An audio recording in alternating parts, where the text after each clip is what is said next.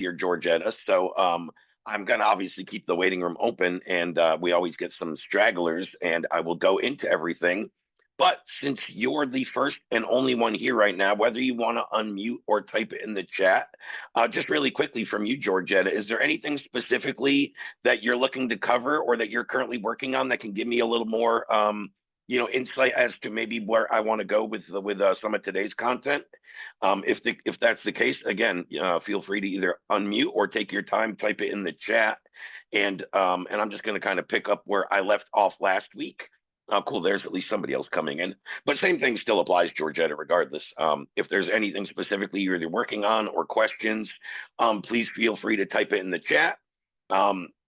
Darren, I just admitted you in. Welcome. I was just saying to Georgetta, when I started, this was the only time I've ever had only one person on, and then you came in. So I was asking her very specifically, and I'll ask the same to you, Darren. If there's anything that you are currently working on or anything, regarding selling the data, pricing it, anything like that specifically you would like me to cover, feel free to just type it in the chat. And I will get to that, especially when there's only a couple people on. I like to really gear it toward what you guys are working on or any specific questions or challenges or objectives that you're currently facing. And then I'm just going to kind of go in today's content, and then I will come back and check the chat here shortly. So guys, again, if you do have anything, feel free to type it. I already see, the thank you and the sounds good. So yeah, take me up on that offer. Now, really quickly, I think you've been on a few of these, Darren, and I know, Georgetta, you are here pretty regularly. You were probably the most consistent person on my particular workshops over the course of the last year or so that I can recall. So certainly appreciate you, and I'm glad that you're always kind of picking up and learning something. Now, really quickly here, Darren, this is something that I give away and go over each week on these calls. And then somebody else just came in. I'm just admitting them. So whoever's just coming in, just really quickly, the document on my screen, I'm going to go put the link in the chat for anybody that doesn't have it or lost it or just never got it or whatever. But this is the exact document that I put together for everything to build out your DaaS sales process. And I'm going to condense how I cover this because I do it every week. So I'm just going to kind of shorten the explanation really quick today and from here going forward. But as I always say, to build out your DaaS sales process, whether you are launching that from scratch or whether you're kind of bolting DaaS on to your existing agency offers or other service offerings. So this document has everything you need from the sales print build out and how I would do it and how I built my sales team and multiple others, the scripts you're going to need, the pitch decks, the call recording examples, just everything you need to build out your sales process is here within this document. So that's the first thing I always go over and give away on each sales session, DaaS sales session that I run. And guys, I just hit the button. So that Google Doc link here in the Zoom chat goes right to that document I just had on my screen and went over. Now, where I kind of want to start on today's workshop is sort of where we left off last week. And if you guys for some reason missed last week, or you want to go back and get the full context, and maybe I'll even have the time to recap the first few. But just in case, really quickly, before I dive into today's, let me just show you where you can find last week's, again, if you want the full context or you want to see the full explanation of, where this led from. So when you guys are in our school community, if you're ever looking for any of the sales workshop replay recordings, here down in the categories, taskbar where it says all announcements, yada, yada, yada. You click more, you go to the sales channel, and my workshops are always there. And this recording will be up there before the end of the day. I do that each week, but you'll see one here from 7 days ago. That's going to cover a lot of what I'm going into here today, just for context and anybody that may not have been on last week. So what I brought last week, and as I told everybody, I'll recap why this lesson came about and where I got this from. But I went back and listened to, I believe it was my last 18 one-on-one calls, and I took the data of the most common and most redundant questions I got about reselling the data. Okay, so you see the 7 questions on the screen. If anybody wants it, this is pretty basic, but if anybody wants it while I'm going over this, let me go grab the link and just drop this here in the chat for you all as well. So the initial Google Doc link that was timed at 3:03 timestamp, guys, that's to the seller resources to build out your whole DaaS sales process. The link just dropped and bookmarked there at 3:05 p.m. Eastern. That's the one to the thing I'm screen sharing now and the most common questions. So last week I started with the Q&A We went probably for a half hour over two people's questions and kind of deep into their DaaS process. Then when I got to explaining all this, I only got to number 5. So I'm going to pick it up on 6 and 7.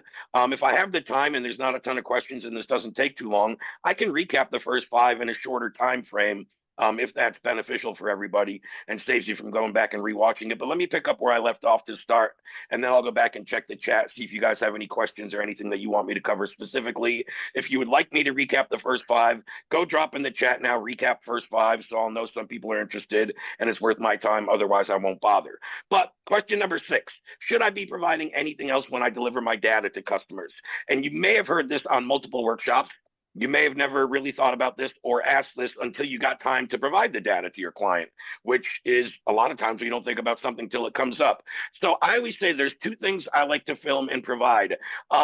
In certain instances, I may keep those things separate. Sometimes I can film them kind of both in one thing, but I like to at least separate the 2 things to an extent. So whether you're explaining that and filming it in one little module that you just that you deliver with the data, or whether you're filming it with 2 different objectives and 2 different short modules.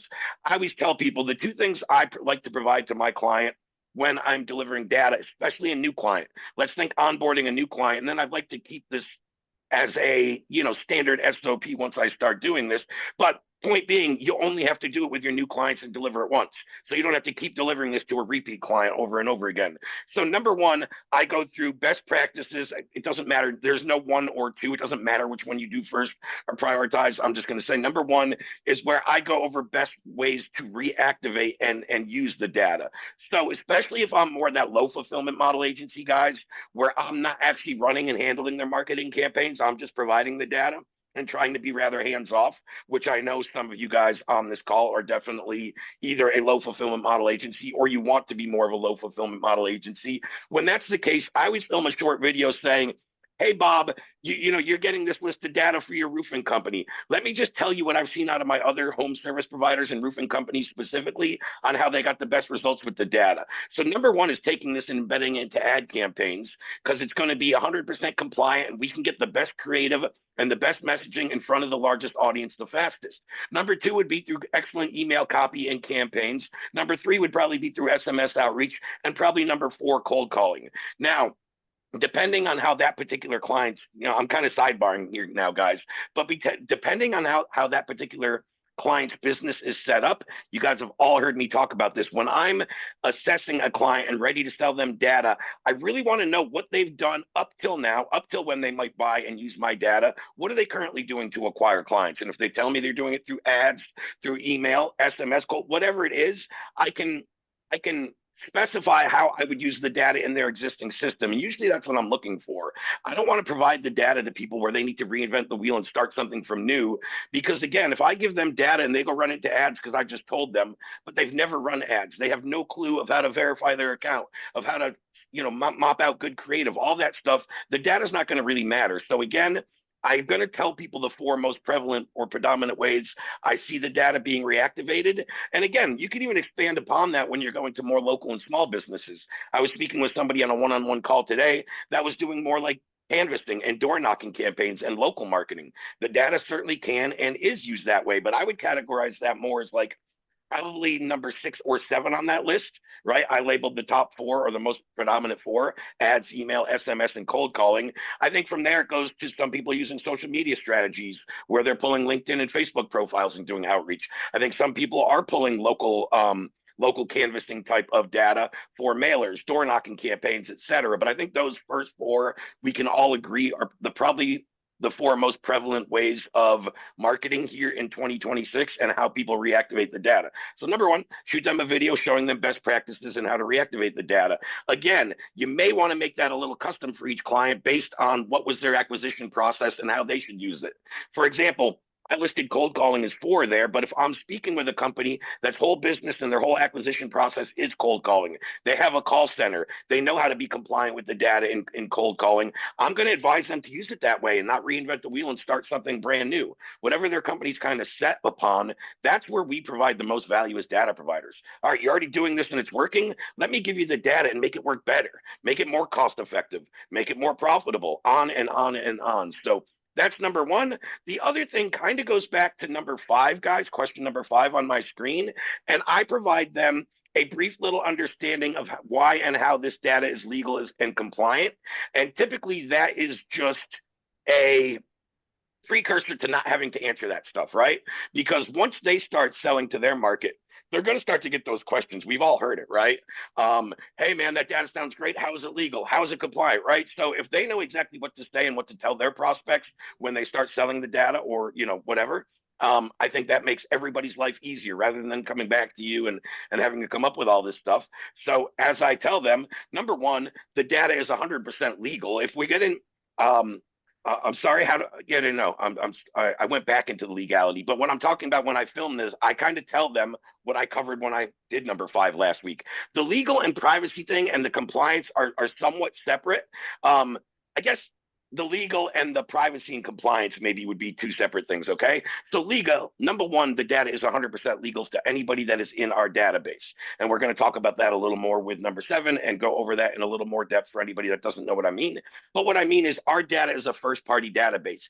Everybody that's in our SuperGraph, guys, again, whether you find them through the audience builder, through the super pixel resolution, through the enrichment feature, whatever, if they're in our SuperGraph, they did tick a box and say, I agree to share my information with you and your partners. And that's how they ended up in our SuperGraph. So that's what makes it legal. It's opt-in data. Did they opt into your roofing clients funnel? No, not yet. That's why it's good to retarget with them with ads and get them to opt in.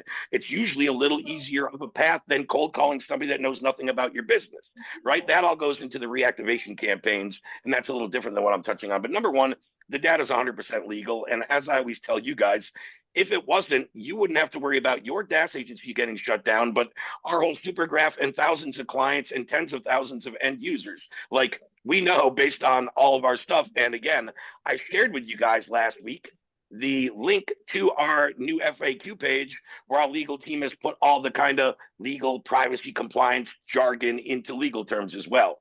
If anybody needs that, type it in the chat and I can get you that as well before the end of this. But I covered it in last week's and I believe it's in the replay. The link is in the replay, which I already showed you guys on this call how to go access that if you didn't already see it or weren't on last week. So again, and then the compliance side of things, and that's what I always specify. Hey, man, I know the legality thing is kind of really a question your clients have. Let me assure you the data is legal. Like, guys, you just got to get by that one. There's no real barrier or objection there. You just have to explain very simply. What I always say to a person is, I understand you care about the data's legality 100%. You don't want to use anything that's not legal because as a byproduct, if the data wasn't legal, you would already be out of compliance. So then the second phase wouldn't even be a question of you being in compliance. So I get it.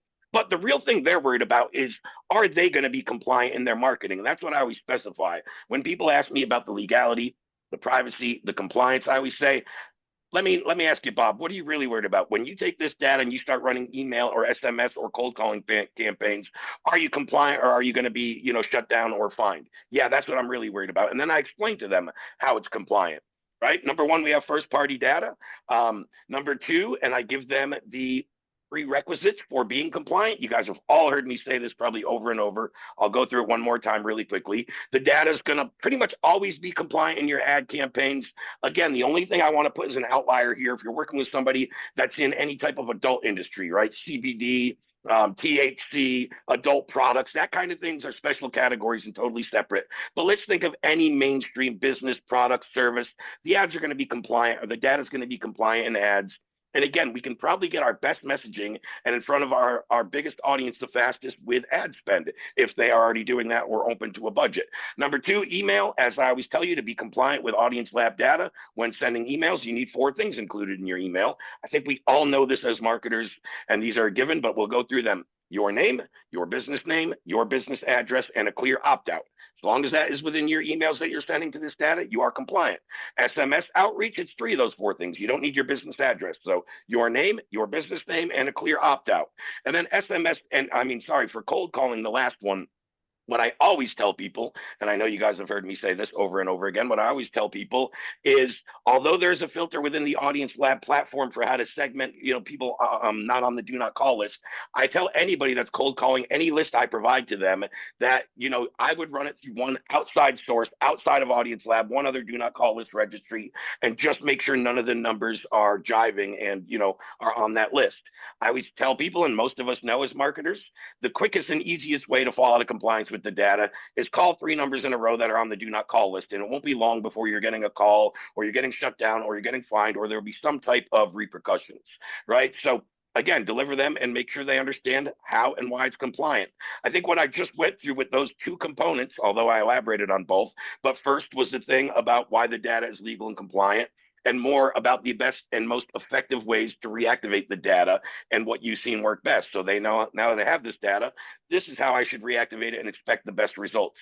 Again, I preface this by saying, specifically for you low fulfillment model agencies, if you're running a full stack marketing agency and providing the data, you don't need to educate them on best ways to reactivate it, because you're probably going to be running those campaigns, whether they're ads, emails, building internal CRMs and sending out SMS messages, whatever, you're probably building those campaigns. So is it as relevant or relevant at all if you're more of a full stack agency? No, probably not. But again, it's good to know all those things. So what I'd like to cover in number 7 is, how do I differ from other data providers? And I think this one, it's number 7 because I get it the least, but I get it a couple of times, and I think it's a really good question to understand.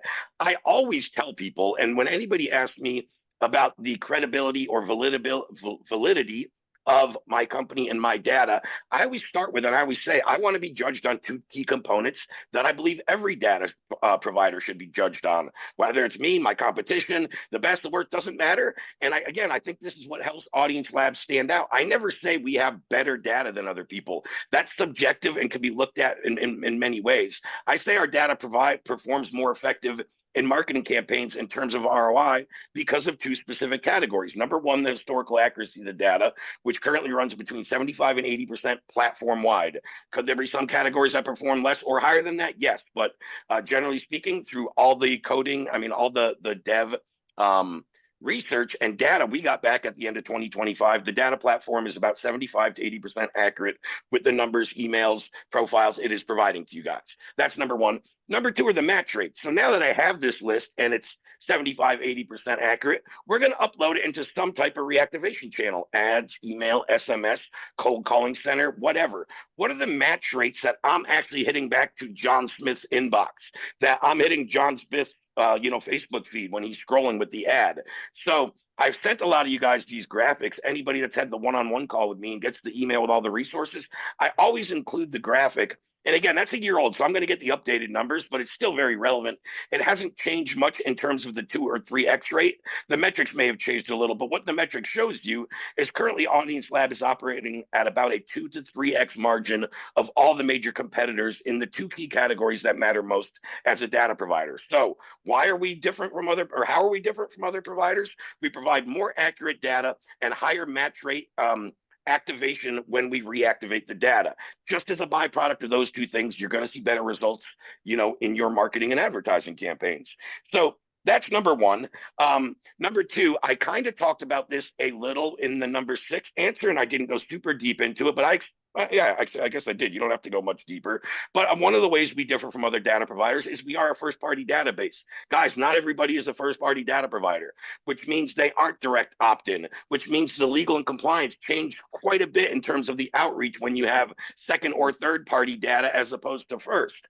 Also, second or third-party data, just by not being first-party, is always going to be less accurate and less historically accurate and less effective because it's already been washed or resold or re-entered. It's not the initial data graph that the person opted into. There's all kinds of things I could go into in more depth, but having first-party data is the huge differentiator. And look up other data providers. They are all first-party. Matter of fact, a majority of them are not first-party. Third, I would say for at least my customers, now whether you guys do this for your clients is certainly subjective. I don't know. I don't have all the answer, but I know specifically from client feedback, what I would say is another way I stand out from other data providers. Again, you guys have to judge if this applies to you. I would recommend, if it doesn't, maybe trying to make it apply to you. But I think we stand out from other data providers with a higher level of guidance and support. Meaning, there's plenty of other data providers, and some of you guys, I don't know if on this workshop, but I know some of our clients and some of you I spoke with had tried those other data providers. They give you one quick 15-minute onboarding call, log into the platform, 2 tutorials, and they say figure it out. Right? I think we give you guys multiple one-on-one calls, chat bubble, which I guess everybody does that, right? There's nothing special. A link for one-on-one support as often as you need it throughout the program.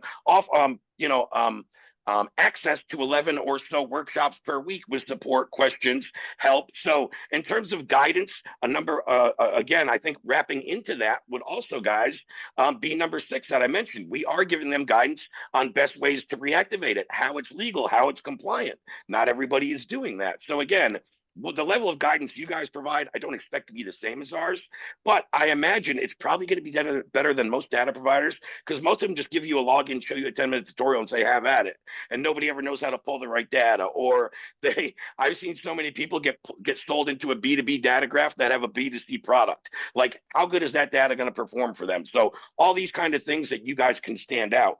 And I would say lastly, and something I mentioned covering earlier and going a little more in depth into, is our SuperGraph and the metrics. And you guys have heard me say this over and over again, but hey, let's just say my open, warm, cold market. Hey guys, what I can do is give you access to a SuperGraph of data where I can build an in-market custom winning pre-existing audience that you can run your marketing and advertising campaigns to. What do I mean by that? My SuperGraph is tracking over 280 million users, up to about 1.9 trillion behaviors and 60 billion URLs daily. I can go into my whole SuperGraph and pull your exact demographic for your product, service based around race, income, zip code, gender, on and on, high ticket, low ticket, physical product, service, and I can find your ideal audience and give that to you that you can lump into your marketing and advertising campaigns to get faster results at a lower cost. Like, that's what we can all provide. And that's what I mean about kind of the numbers or metrics within the SuperGraph. Having access to, again, a SuperGraph of data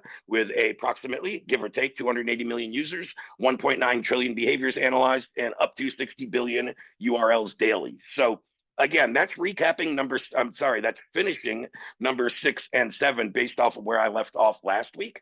Hopefully, that made sense. I know I didn't keep it into a short description, but I just kind of wanted to go more in depth because it's a training with you guys, clients, and I'm not out there speaking to a cold market, right? Let me go check the chat real quick and see if anybody had any questions or any thoughts on anything. There's one from Laura. So what if they ask, how do you do that if we don't have super deep knowledge on it? What would you say? Can you specify that there, Laura? I just covered a lot of stuff, so I just don't know exactly what you mean by, or go ahead, you can unmute and just say it if that's easier. Yeah, sorry. It was at a specific point of the conversation. So you were saying, you say, I have all this data where I can create all these audiences for you, essentially. Like, I can refilter that out and create the people that you want, right? What if they ask me, how do you do that? I'm not super like, I'm new to AudienceLab and I'm not super big on like all the technical data stuff. So what are kind of like go-to phrases that I can use to keep in my back pocket to kind of get out of that scenario without going deep in the rabbit hole? Oh, great question. Great question. This is how I explain it to people. What we have the ability to do, Laura, is build you what I like to call a three-tiered audience. So let's look at this like a three-tiered cake with 3 layers. Number 1 is anybody in market. So you are, again, I don't know your industry, Laura, but you are a roofer looking for residential roofs, right? So that number 1, anybody in market. Now, Laura, in market and intent are 2 different things, and that's where I'm going to also stand out. Most data providers try to conflate the 2 or try to tell you that in market is actually intent when they're not. There could be a lot of people in market when I type in market roofing that are other roofers, that are other contractors, that are in roofing groups, and there's an affiliation. They'll likely never be a buyer of you or your product, especially if they already do their own roofing thing or know somebody in it. So we start with an in-market audience, which is going to give us a general audience of the people looking for your product or service. Then second layer, we layer in intent by keywords. And what I mean by that, Laura, is tell me the top 2 or 3 keywords people search when they look for you. And you would come back saying, roof repair, roof replace, roof quote, right? Great. So now out of this big in-market audience that was kind of general, I'm going to only give you the people that type those 3 keywords within the last 15 days. So we know their intent. And then the third layer, Laura, is all the interests and parameters you're looking for. So whereas Facebook only gives you 5 choices now to go in and target, we can give you up to 226 different parameters, meaning just people in the certain zip codes you service. Since you're a roofing company, Laura, you're probably looking for homeowners. You're probably looking for people with over 6 figures in annual revenue or over a 650 credit score. And you're probably looking for more. Tell me more about your ideal audience if there's anything I missed, because I want to put that into my parameter search. Boom. So that's how we layer it, 3 layers. So in market gives us the general audience of their ideal buyers. Then based on the 2 or 3 keywords that are most predominantly searched for their services, we get people with intent. And then lastly, we only get the people within their parameters, male, female, smoker, non. I mean, you could go on and on. Does that answer your question well, Laura? Yes, I guess also I mean, it may just be because I'm brand spanking new to Audience Labs, but it's more so yes, that's actually what you answered is very helpful. I also am curious about, if they ask how we have those data points and how are they legal? It's more on the questioning the method. Yeah, and again, I think I already covered that, but I'm happy to reiterate. And a lot of people overcomplicate this in their own head. Why it's legal and how we have that is that person gave us their information. They opted into us or one of our data partners, SuperGraph, and ticked the box that says, yes, you can have access to my information for marketing purposes. Once that happens, they end up on our SuperGraph, and we're able to track their activity based on online searches, web visits, etc. Okay, so at some point they had to opt in with whatever data partners on some kind of website or something. Correct, 100%. That is one of the big differentiators I highlighted. That's first party data. Okay, They sorry, wouldn't I be in our missed that. super graph if they didn't opt in. No, that's okay. I know some people came in late, but we are a first party data super graph, meaning everybody in there at one point ticked the box that says, yes, I agree to share your information with you and your partners. That's how they ended up in our super graph. Okay, all right, thank you. That does helps solve my It concern. really does. A lot of people overthink that one or they try to over explain it. It's pretty simple as long as you know what to say, but you need to know what to say. So I totally hear where you're coming from. 100%.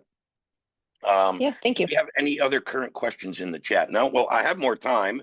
And I know some of you guys hopped on late. So really quickly, just to reiterate, and I see a couple new faces here specifically that hopped on late. So just to reiterate, number one, this is a document that I give away on every one of these sessions. I already went over it and gave it away at the top. But again, I think at least half of you now looking at the list came in after I sent this link in the chat. So really quickly, this is everything I put together that you guys need as our clients to go resell this data.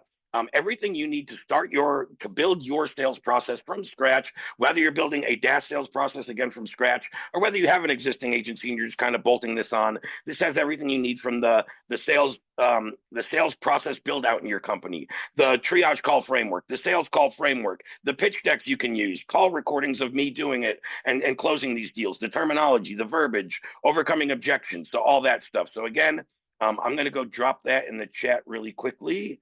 Where did my stupid taskbar go here on Zoom? Hold on. Okay. Oh, I wasn't even screen sharing, was I? I thought I was screen sharing and going over that document. But again, guys, right in the chat, I just dropped that. And then this time I will screen share. My bad. That's why I wasn't seeing my toolbar because I wasn't even screen sharing. So yeah, anyway, that is this document I just dropped in the chat for anyone that hopped on late or anybody hasn't yet had that one-on-one call where I send this to you and go over this, everything you need to build out your sales process. Again, scripts, frameworks, call recordings, pitch decks, on and on and on. And again, some of you guys that either hopped on late or I dropped this, 20 something minutes ago. The 7 most often asked questions that I get from my DaaS agency clients in terms of reselling questions. This is what I covered in last week's workshop, and then I covered 6 and 7 here today. Since I don't see any other questions and I still have about a half hour, I'm going to try to recap the first 5 so you guys don't have to go back and watch that. But really quickly, I think I already grabbed the link, but in case I didn't, really quickly, let me go drop this one in the chat for you guys as well. These 7 questions. Again, this isn't anything super complicated, but some of you guys might like to just kind of have it on file or remember what I went over. So both those links that I just talked about are in the Zoom chat here on your screen right now. Yeah, so really quickly, let me go back over these. Now, again, especially for people similar to Laura, I'm sure you're not the only one that's new or relatively new, but a lot of people, even when they enroll, they understand the data. It looks great. They see the they see the potential, but they still like, hey, what exactly am I selling? How do I go describe this to people, right? And I always talk about the low-hanging fruit, or what I would call, if anybody's watched any of my Trojan Horse offer trainings, Trojan Horse 1 and or 2, which is the audiences, pre-existing audiences or custom audience, doesn't matter, in market and intent driven audiences that I want to sell to them to use in their advertising and marketing campaigns, and or the super pixel and identity resolution. And again, guys, that tool is more likely to be sold and pitched when you are working with or dealing with clients that drive pretty significant traffic to an existing landing page and or website, right? So if I'm speaking with a business owner that's driving 20,000 people to a website each month, he's selling a $200 product, there's a lot of meat on the bone. And 9 times out of 10, if not 10 out of 10, I'm going to be leading and selling the pixel and then cross-selling or upselling audiences later, potentially. Now, maybe it's a person that's also running a lot in ad spend and they're driving a lot of traffic. I'm going to try to cross-sell with the initial deal, a combination of audiences and the pixel, and show them how one and another kind of benefit and work off each other to deliver even better results and more of an ROI. So what am I selling? Yes, we are selling in-market intent-driven first-party data. That's what I'm selling in essence. But when it comes to the features or deliverables, and you might not want to call them, call it whatever you want. You might not want to use the same word as us, the super pixel, identity resolution tool, whatever. But those are the real features, the in-market audiences and the resolved identity of their bounce website visitors or their anonymous traffic. And I gotta say, 9 out of 10 times, if not more, one of those two things is always what I'm leading with. When I get a perfect storm, I sell a combination at once. Again, people that are running ads and driving significant traffic, they see the value of having both those tools embedded into their system together and complementing one another, and they're going to deliver even better results. So again, that's kind of what I'm selling. Now, number two, and again, I went to more depth last week because this is a recap and I'm just kind of recapping these top five. Number two, in terms of the primary benefits, I always tell people, especially with the audiences and people that are running into ad campaigns, it's like the quickest and easiest way I can just describe the expectations in terms of results from or outcomes from implementing the data are, hey, Joe, you should see a drop in cost per lead and acquisition from anywhere from about 25 to 40% almost overnight once you embed my audiences by changing nothing else. So same creative you're running, same budget you're currently doing, 25 to 40% lower cost per lead and acquisition. Let me ask you, if you were to drop your cost by that and your cost per lead and acquisition, would your ads be more profitable, Joe? Yeah, Ray, they would. If my cost per lead and acquisition was down by, let's say, middle number, 33% there, yeah, my campaigns would be about 30% more profitable. And that's ultimately what you told me you're looking for, right? More profitability in your ad campaigns and better targeting? Well, yeah, Ray, it is. Cool. So is there any reason we shouldn't move forward and get this data embedded into your system today? Right? It's not a super complicated conversation. I know I make it look easy and it's not that easy for everybody. I get it, but it's also not difficult. And I think a lot of us overcomplicate it or think we almost have to get too technical or too in the weeds when we just have to focus on outcomes and have it come out of their own mouth, like in that little fake role play scenario. Yeah, Ray, if I had that, I could achieve that result. Cool. Once they tell me that, that is my green light to go forward into what I always talk about as the assumptive close. Great. You think you can get that result. You think you should get this data embedded into your system. What's stopping us from moving forward today, Bob? Well, nothing, Ray. What's the price? Cool. Let's dive into that. We have this package. Which one's better for your budget, right? Go right into it. Or, as I always like to say, I don't even like to give multiple options, even if I have them. I like to diagnose out of my multiple packages. Let's just say I have a 3-tier package, right? My 997, my 1997, or my 2997. Based on the conversation, the results he's looking for, the budget, does he want both the pixel and the I'm gonna actually prescribe the package that I think suits his needs best, and then possibly upsell or downsell from there if either budget or some type of other objection comes in. But again, primary benefits in ad spend is lower cost per lead and acquisition, almost immediately increased profitability in the ad spend. I always talk about this, especially when we're selling kind of leads either per list or a lot of people are doing it in the service-based businesses, whether it be some home services, whether it be like insurance, real estate and mortgage agents, et cetera. A lot of people are selling lead lists of, hey, you could buy 1,000 leads for this price, 10,000 leads for this price, or 100,000 for this price. And that's their 3 tiers. And it's perfectly fine to sell it that way. I know a lot of you guys are doing it. It's actually probably more lucrative than selling entire lists at wholesale. But as I always tell people, with those real estate people and those home service people, what you're really selling and the primary benefit you can deliver to that person is, hey, Joe, what if I could give you exclusive leads rather than the shared leads that you're currently buying, either from your mortgage broker that gives you a list to buy from, or from Angie's List, or from a home advisor, or those are kind of some of the predominant ways in the service and insurance industry that people are currently buying leads. So would you rather have these shared leads that you're sick of and you have to be the first one there or the cheapest quote, or would you rather exclusive leads that look at you as the expert in the industry and you're the only one going there to quote them, right? So which one's better for you moving forward, Joe? How many people are going to tell me, well, Ray, the shared shitty leads are the better ones. I want to do that going forward. Nobody's going to say that. They're going to say, I want the exclusive leads where I'm the expert, right? All you have to do is position it into what they're looking for and ask them, would that help you achieve X, whatever, more revenue, more clients, more, whatever that is. And when you ask that question, right, it's very, very rare, if ever, they're going to say, no, Ray, I want to keep doing it the harder way, the more expensive way, the less efficient way, right? People aren't going to say that. Even if they're stubborn, they never want to kind of admit that they're wrong. You know what I mean? Um, so that would be another one. And we talked about this really quickly. I've already talked about it here, but also the other benefit we could deliver is multi-channel marketing for companies. And they should be utilizing this. They shouldn't be reliant on one avenue of marketing only, especially if it's paid ads. Let's just say something happens and your ad account gets shut down or banned. Does that mean the total client acquisition engine in your business ceases to exist because there could be a violation? It could even be a glitch in Facebook. I've seen it, and if anybody's been advertising on Facebook for a number of time, we've seen it where the whole platform went down, where accounts were either disrupted, disactivated, or banned for no reason and took 7 to 10 days to get support and get back up. There's just all kinds of little things that can happen outside of your control. And if that would shut down my whole business, I feel like I'm kind of stupid if I allowed that to happen for something outside of my control, right?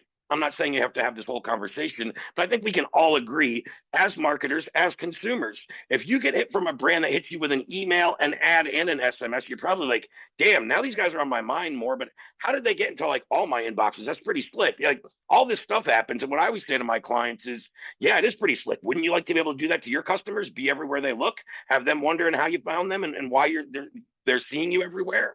Or would you rather nobody know about your brand?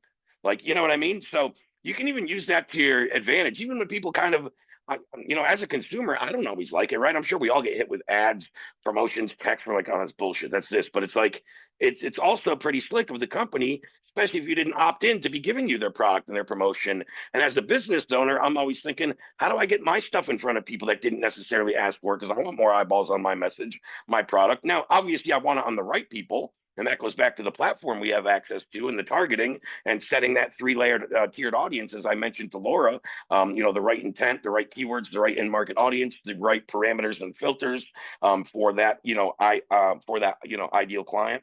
But yeah, so again, I would say those are the three main: the exclusive versus shared, the multi-channel marketing, how we can take this to a client and say, hey, you can not only run this in ads, but if I were you, I'd run it in some email and SMS campaigns and double down. And in my email, I might say, hey, Mr. Client, you might have already seen our ad feed on my ad feed or my ad on Facebook while scrolling your feed.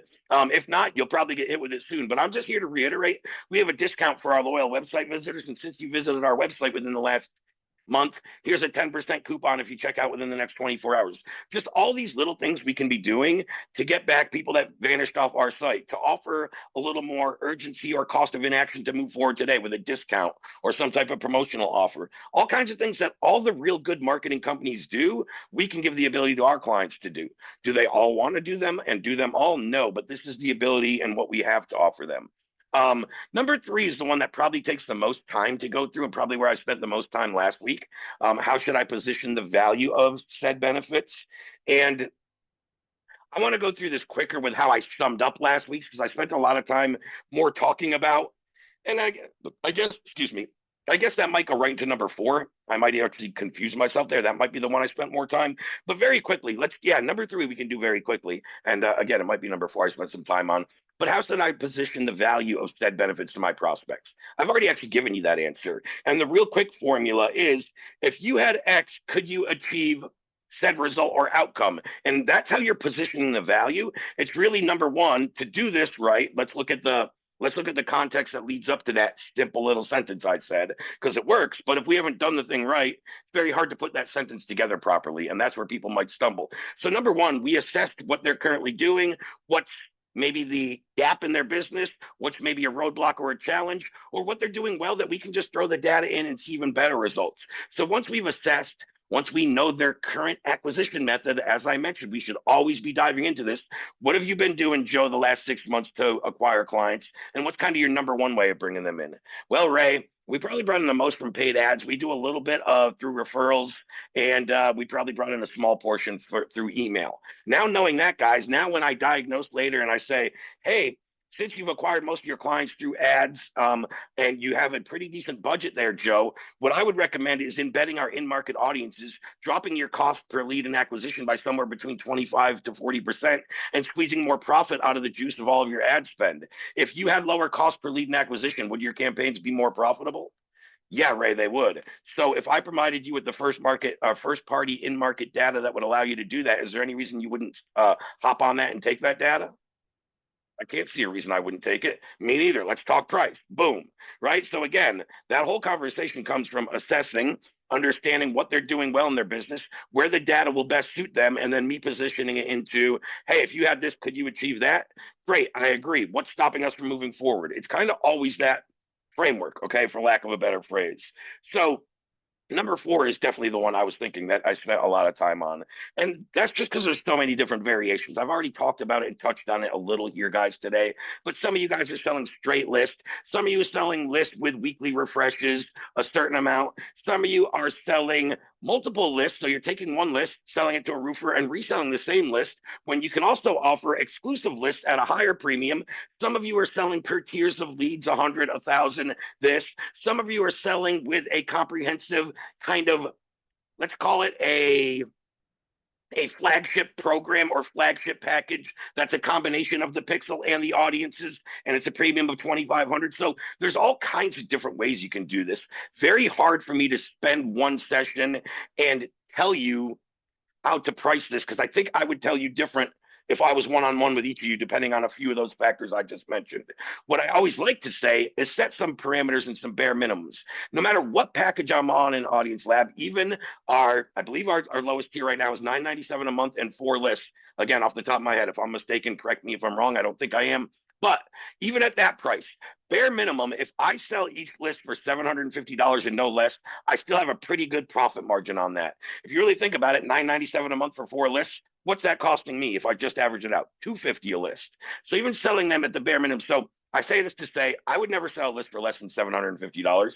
Do I recommend selling them at $750? Is that my starting price? No and no. I'm usually starting higher. I normally price it a bit different based on industry, and we talked about that before. Generally speaking, my number one indicator on that is average order value of the client I'm working with.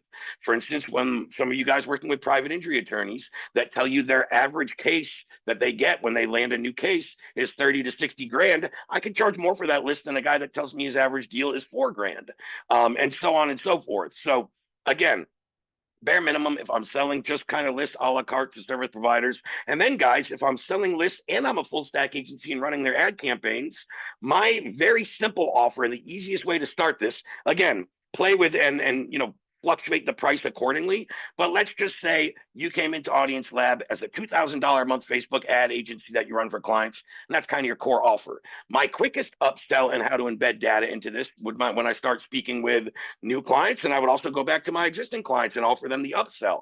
But yeah, man. So we have our $2,000 ad management Facebook ad package, or we have our $3,000 Facebook premium ad package, which has first party in market intent driven data for lower cost and acquisition. And this is really for our real advertisers as opposed to people are just starting. Which package is better for you?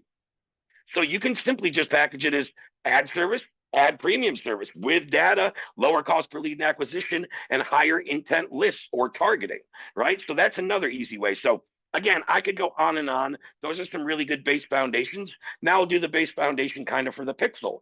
The pixel, personally, if I'm selling on monthly retainer, which I don't recommend, and I can't remember the last time I've done, and I covered that a lot more last week. I'm not going to go into super depth about it, but if I'm selling on monthly retainer, just X amount per month, I'm charging $1,500 per pixel and I'm not selling it for less.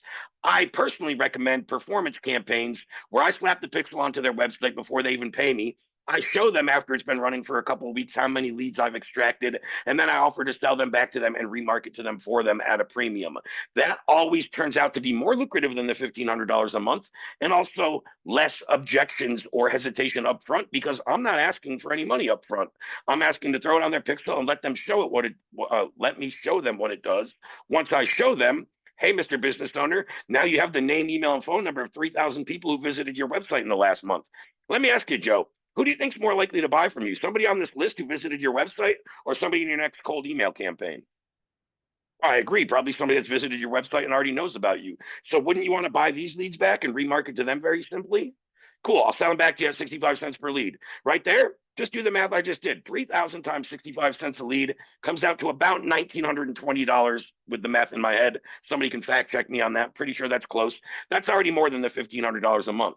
Now, as I talked about, that's just selling the data back to them. If I'm a full stack agency that's going to install the pixel, resolve the identities, charge them per lead, then it's 40 cents more per lead for me to run the reactivation campaigns. So now that comes out to $1.05 per lead, right? 65 cents for the data for buying the lead back, 40 cents for me to run your reactivation campaigns. Now that's $1.05 per lead. Multiply that times 3,000. What do we get? About $3,100 or so.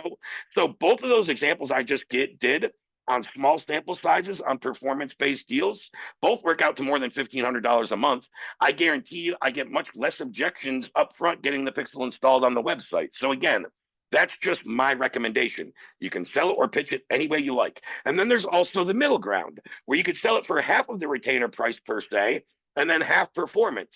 So, okay, I'm going to install it on your site. I normally charge 1,500, Bob, but I'm going to install it on your site for 750. And then instead of charge 750 a month, guys, and then instead of charging you 65 cents per lead, I'm only going to charge you 35 cents per lead, which will make it more economically feasible for you. And I eat a little of performance cost and you pay a little bit of a safety net cost. So it works out a little better for him in price.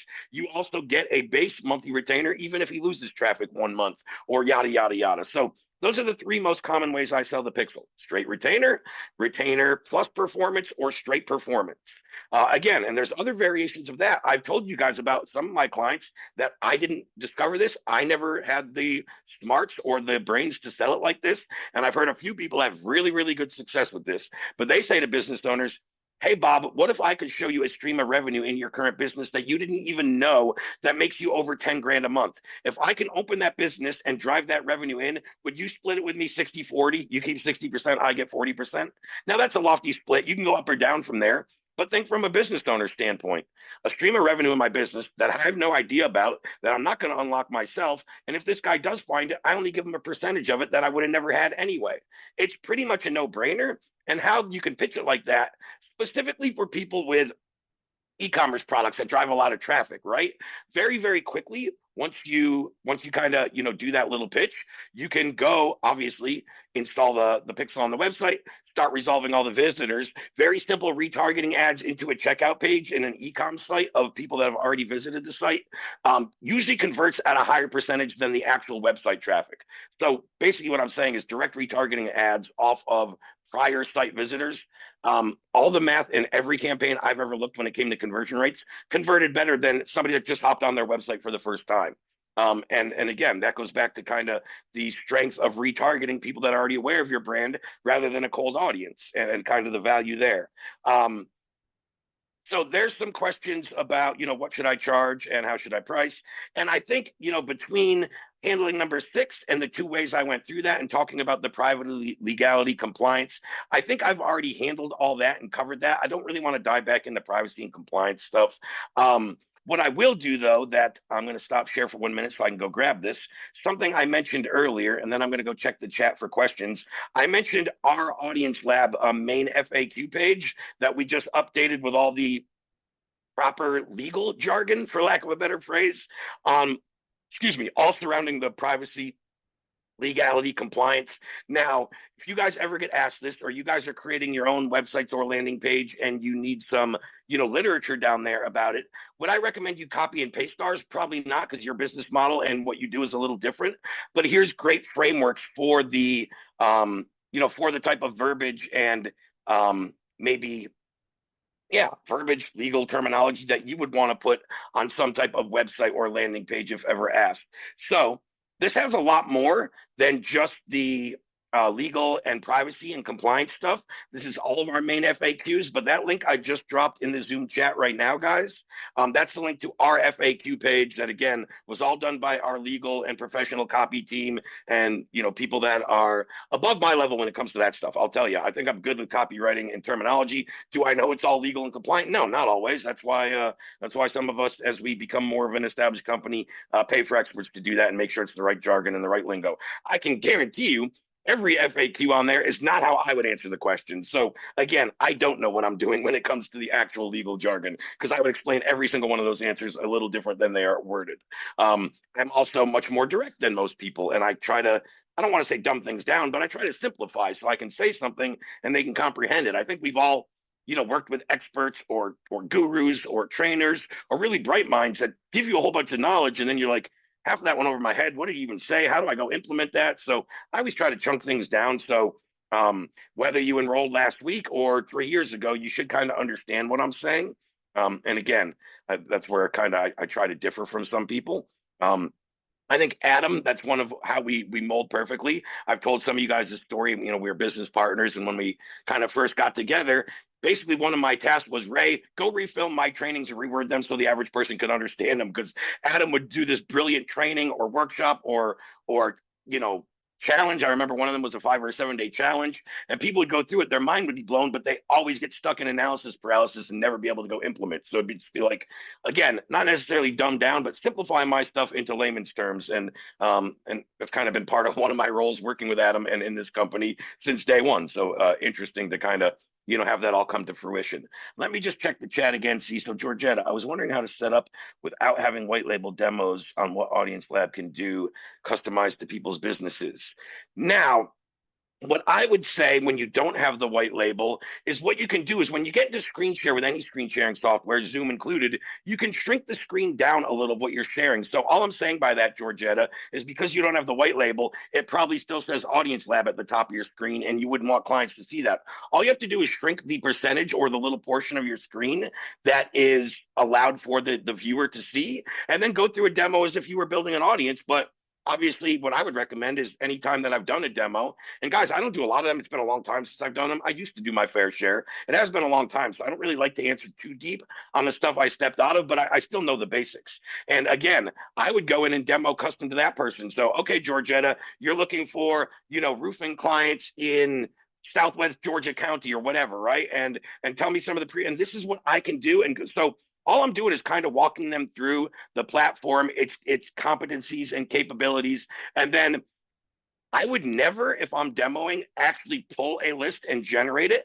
extract it off the platform, because it counts as one of your lists as a monthly user. And if you're just demoing, you would never want to do that, but you want to show them all the capabilities. Hey, I can filter by all these different interest parameters. I can filter by these certain keywords. I can filter by certain in-market audiences. Hell, I already have some pre-made audiences for roofers in that county that are tried and tested, Bob. I could give them to you tomorrow and just refresh them with the new data and all the new people coming into that market, right? So again, it's really just walking through the platform. I think the big aspect and where people are hesitant to screen share if they don't have the white label access is they don't want people to know AudienceLab is the main platform, so people go around them.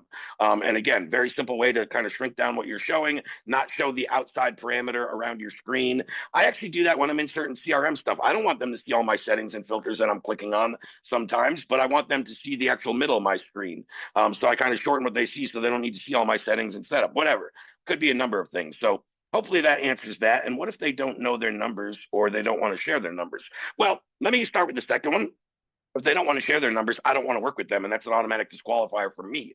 You may look at it different, but if a business isn't willing to share their numbers with me, do they really want my help? And are they going to be open and honest with me on how they're doing things? Highly unlikely. That's a giant red flag of just a problem client, in my opinion. I probably worked with one or two people like that years ago, and maybe that's where I got in my head, but I haven't done it in a damn long time. Giant red flag. Now, if they don't know their numbers, that's a lot more common. I was in a conversation with somebody the other day telling them how through all my data, over 60% of the 10,000 business owners I've spoke with in the last 4 or 5 years don't know their numbers and their metrics. So it's kind of common. I just walk them through best practices on how they can find them. I ask them if there's other team members that might have them, or I give them and direct them on, hey man, this is a couple things you could do to find your numbers. Can you go do this and we can meet again tomorrow once you have them? So again, got to navigate the conversation kind of accordingly to that prospect and what's going on. But have you seen companies do pay per close? Yes, I have, Laura, and I've talked about that one before. Kind of pay per close. Where I've seen that work best, and I'll give you a couple quick examples off the top of my head, is more higher ticket expert services that don't drive a lot of traffic. So let's say we're using the Pixel for this person, the Super Pixel identity resolution tool. And let's say my example is a business coach or consultant with a $10,000 package. He only gets about 1,000 hits to his website per month, which actually is a little above industry standard. Unless you're meeting with unless it's a real guru, a real expert, somebody that's done over millions in revenue, 9 out of 10 of those coach consultant business experts get 1,000 hits or less to their website. But let's say this guy's about average, gets about 1,000 hits. This might be my pitch to him. Hey, Ed, so you currently get about 1,000 people that visit your website, and you told me you only get about a 5% opt-in of people that actually book a call or give you their information, which means you have about 950 bounce visitors per month. Hey, let me do this for you. I can set up my Super Pixel. This is an identity resolution tool onto your website, Ed.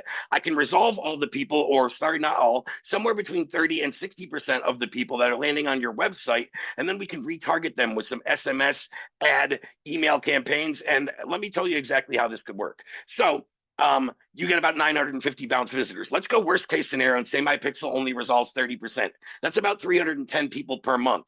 What I can then do is lump those 310 people into an email campaign that said, hey, you visited Ed's coaching and consulting page looking for business, assessments or knowledge. Hey, did you know Ed ran this recent free workshop and he's offering this newsletter?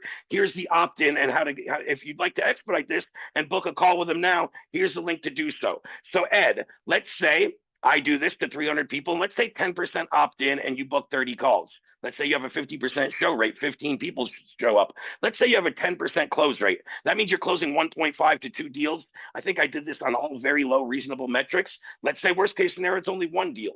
You close one deal. You told me your package is $10,000. You kicked me back 35% because I generated the lead, I reactivated him, and I got him on your calendar on a sales call. If they don't show up, if they don't close, you don't pay me nothing. I just want 35% from your closed deals. So boom, that's a very easy way. And again, you can adjust the numbers of the percentages, but that's kind of how I would pitch that. I like to sell, and in more, let's say in the home service businesses, I would sell more per that booked call as long as they showed up and they were qualified. So I might say to a roofing company, hey, I'll resolve your traffic. I'll send out this email campaign, and only when people book in from a demo and show up to the call, you pay me $200 per call. Now, for me, all I got to do is drive 20 calls into their calendar per month. That's a $4,000 account per me, right? 200 per call, 20 calls per month. There's $4,000, all based on performance. But I found, and why I gave those separate examples, is I found roofing and home service sales teams are much more competent than a coach or a consultant selling his package, meaning a much higher close percentage. And what I mean by that, Laura, I know you initially asked the question, I'm sure there's other people listening. What I mean by that is the coach or consultant is even hesitant to pay for a book call because they don't have confidence that they can close it. They might not think they could show up. They might have paid for some other service that overpromised and underdelivered when it comes to book calls. So coaches and consultants have all kinds of different market misconceptions, I would say, that don't make them as open to paying for book call, which is why I would offer more of the pay per close job. Where service providers, they're happy to pay for a quality call because they know if they get their team and their sales team in front of the right buyer, they will close them. That's the big difference in why I would fluctuate maybe how or why I would change the pricing in the pitch. So great, guys. That takes us up to less than 2 minutes to go. I'm going to hop off here. Last thing, I'm going to recap really, really quickly for some of you that hopped on late or some of you that haven't been on my past workshops is, again, within our school community that everybody should have access to. Let me just go back to the homepage so I start from scratch. But within the school community, if you're ever looking for this replay or any of my past DaaS sales replays, again, in what I call the channel bar here where it says announcements, yada, yada, yada, click more, click sales. and scroll down to at most the last 7 days. So again, last week, 7 days ago, boom, my sales shop recording. 7 days prior, 14 days ago, boom, my sales workshop recording. And again, this one will be uploaded before the end of the day. Thank you all for your questions, participation, and hopefully everybody learned something here today. We'll see you next week, guys. Bye-bye.